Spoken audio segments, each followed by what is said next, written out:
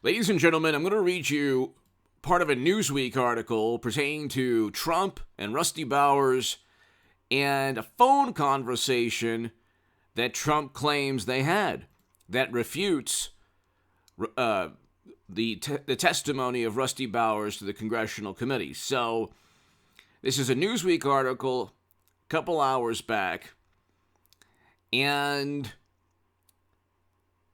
here is the quote. Trump also implied an audio recording of conversations between the two may exist that could contradict Bowers' testimony. Quote, Bowers should hope there's not a tape of the conversation, he wrote. Okay, so here's the problem with going after Donald Trump, the former president. Every time he spoke to somebody from the Oval Office, there was almost certainly a tape that either Trump has or can acquire. So everything was recorded. Okay, you remember when they impeached him and they said, well, there's an ellipsis in the transcript, and he was pressuring that leader, and the leader of the country now being invaded under the watch of Democrats and the world. That leader stated, no, Trump never pressured me. And they still impeached him. Even, listen to this, they impeached him even though the foreign government leader he was supposed to have pressured stated categorically, Trump never pressured me. And they're trying to indict him on crimes against Pence when the former vice president actually refuted everything, saying, yeah, you know what? The entire congressional committee is trying to take away from real issues like inflation that's 8 to 9%, a recession that we're already in, energy prices through the roof, food shortages, all of these issues. So you have Pence refuting the entire congressional committee, the reason for its existence. And one of those reasons was, oh my God, Trump reacted approvingly to despicable chants against his vice president. Okay, all of this is gossip and hearsay. There's no evidence. Find a tape recording of Trump. Find emails, like Hunter's emails, where, like, Joe lied about actually meeting his son's business associates, and there were emails showing possible pay-to-play schemes, and so, but the emails actually confirmed that yes, the vice president, currently our president now, mashed potato brains Joe, met with his son's business associates as his son was getting hundreds of thousands of dollars from other countries, which ties into the initial impeachment, because Democrats just can't fathom why anyone would want to investigate any Democrat, Joe, Hillary, Hunter, anyone. So you have emails there confirming very bizarre transactions and meetings. Hunter, actually, not only did Joe meet Hunter's business associates, but Hunter met business associates in something around 19 government buildings, according to the New York Post, in addition to the White House.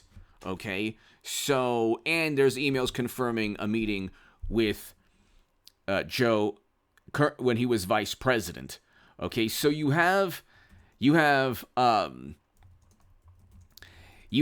of these bizarre lies associated with Democrats, like serious lies, like serious grandiose lies and deceptive statements.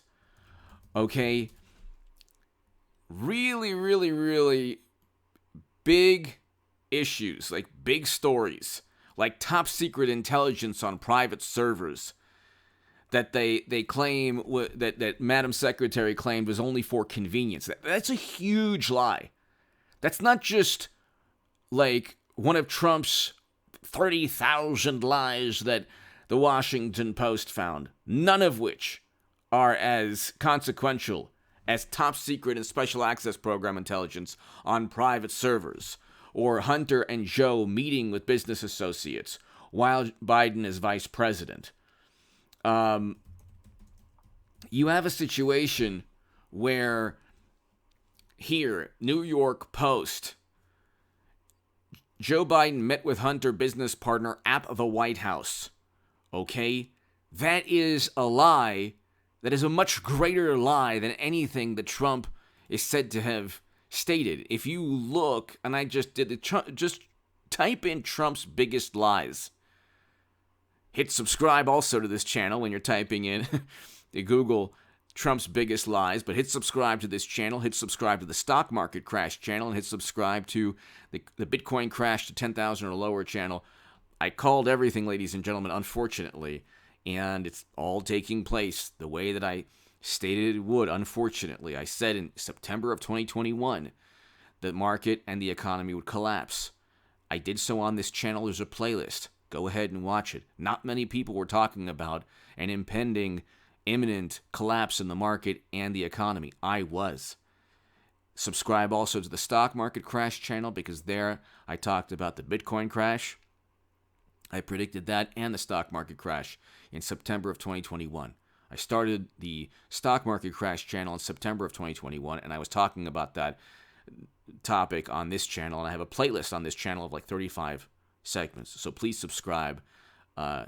Hit subscribe here, the stock market crash channel, and I started the Bitcoin crash channel when it was at 30,000. Now it's at 20,000. It'll get to 10,000 or lower. If you want to support my work, my Patreon is below. Ladies and gentlemen, CNN, the 15 most notable lies of Donald Trump's presidency. There is nothing here. It didn't rain on his inauguration. What? Who cares? The you-know-what was under control. That's Andrew Cuomo got an Emmy, and he stated there's no need for anxiety. Also, there were bureaucrats, which we won't name, that made the same statements as Trump. Okay? The most alarming lie saga, this was... This was a lie pertaining to Hurricane Dorian. It's like, these are things that are like not related to national security. The most boring serial lie, the trade deficit with China used to be $500 billion. Okay, so he got a number wrong. Trump didn't know about payment to Stormy. Like, he wasn't convicted or indicted with that. And there's no evidence that he knew, other than Michael Cohen saying he knew. But again, that wasn't a campaign finance violation. It was literally a business agreement.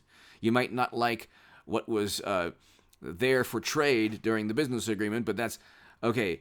A couple of other, like, these are lies that have nothing to do with national security. Okay?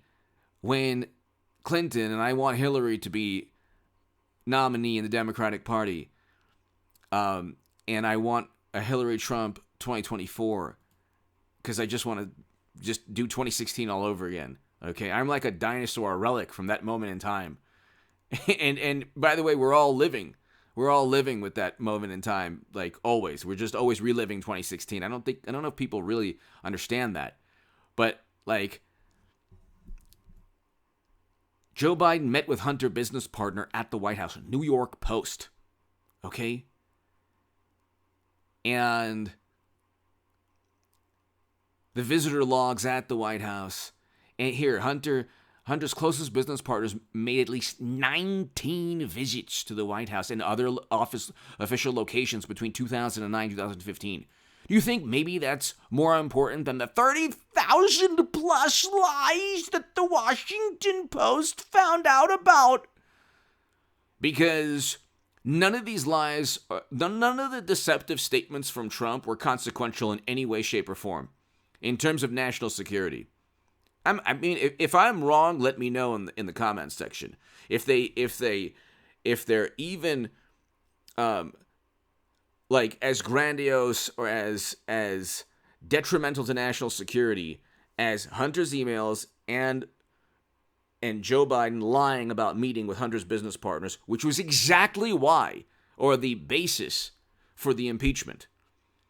Okay, because the first impeachment of Trump was based on the viewpoint that there's no evidence at all that when Mashed Potato Brains Joe told the Council on Foreign Relations that he withheld $1 billion in loan guarantees. Well, that was because that was because of a State Department decree.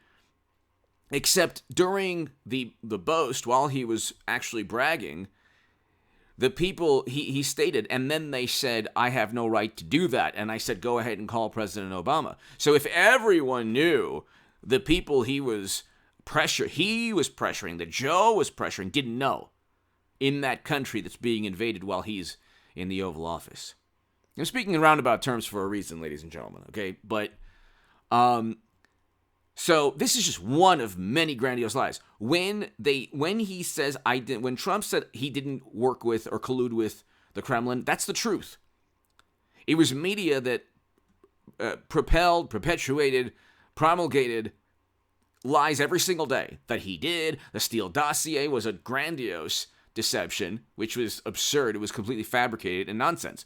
So, we can go down, just draw a T-chart. Lies Trump told and lies that Joe and Hillary and Hunter and others have told. Okay? Or Bill Clinton. Okay?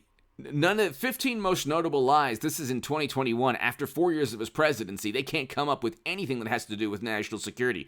Trump was named Man of the Year, Michigan Man of the Year. It's like, okay, you know what? None of these things, none of these things are actually like, Biden will remove protections for pre-existing conditions. Like, okay, a lot of these things are like campaign statements. So go ahead and slice and dice campaign statements from any president. They can't find in 4 years any 15 most notable lies on CNN. Go and read them and compare them with when Hillary Clinton said, oh, well, I use private servers for convenience. Literally 4 years of servers outside of the United States government. Democrats don't care because they can't imagine, nor do they really care at all. And they're not concerned with any activity that could have been criminal. That zero FOIA requests that nobody can ever find out because she deleted 30,000 emails. Then she said, and then her team said, they were personal private emails. Well, nobody knows that. It wasn't just private. There were almost certainly classified emails in 30,000 that it could either be retroactively classified. Anyway, so does Trump ever have any controversy like private servers outside of the United States government, or meeting with Kushner or Trump or Eric Trump or Donald Trump Jr.'s business associates and then lying about that while they get hundreds of millions of dollars in deals? So there's no comparison. Go and try to find his greatest lies, then compare them to Joe's lies. Just inflation is temporary. His administration was saying it was just, temporary. It wasn't a lasting thing. Or that it's really the oil company's fault that energy prices are high. That alone is a greater lie than anything Trump ever told. It's not the oil company's fault. It's his policies. So, getting back to, right, let's tie it in to the Rusty Bowers audio. It's like, okay, a lot of these things, when you're trying to go after Trump and say that, well, he knew he was wrong, and or he's engaged in criminal activity with intent to commit a crime because he knew he was wrong. He didn't believe what he was saying. It's like, well, Trump has the receipts. He has an audio tape. Okay.